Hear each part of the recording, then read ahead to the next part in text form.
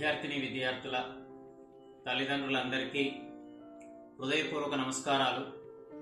రేపు మన పాఠశాలలో పీటీఎం నిర్వహించడం జరుగుతుంది.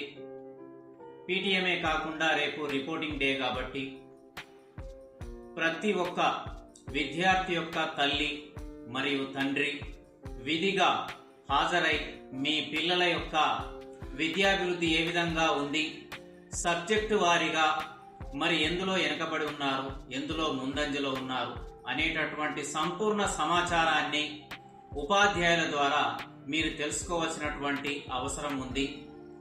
అదేవిధంగా మరి పిల్లల యొక్క అభివృద్ధిని చూసి వచ్చే విద్యా సంవత్సరానికి ఏ విధమైనటువంటి అడుగులు వేయాలి అనేటటువంటి విషయాలు కూడా మీరు ఉపాధ్యాయులతో చర్చించవలసినటువంటి ఆవశ్యకత ఎంతైనా ఉంది. ఎందుకంటే పిల్లలు వారు క్షుణ్ణంగా అంటే ప్రతి సబ్జెక్టులో ఎక్కడ వెనుకబడి ఉన్నారనేటటువంటి విషయము మీరు ఖచ్చితంగా వాళ్ళు పిల్లలు రాసినటువంటి ఎగ్జామ్ పేపర్స్ కావచ్చు, అదేవిధంగా వారికి వచ్చినటువంటి మార్క్స్ కావచ్చు, వారి యొక్క ప్రవర్తన కావచ్చు, పిల్లలు ఇంటి దగ్గర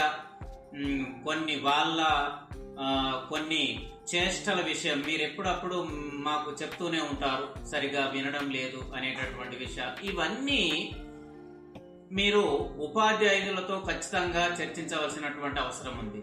ఎందుకంటే మీకు ఈ రోజు నుంచి దాదాపుగా ఒక 50 రోజులు 50 డేస్ హాలిడేస్ ఉన్నందున ఈ హాలిడేస్ ను కూడా ఏ విధంగా యూటిలైజ్ చేసుకోవాలి అనేటటువంటి విషయం కూడా మీరు ఉపాధ్యాయుల ద్వారా ఖచ్చితంగా తెలుసుకోవాల్సినటువంటి అవసరం ఉంది, అవకాశము కూడా ఉంది. కాబట్టి ఖచ్చితంగా విధిగా మీ పిల్లల కోసం ఎలాంటి పనులున్నా వాయిదా వేసుకొని ఖచ్చితంగా రేపు రావాల్సిన అవసరం ఉంది.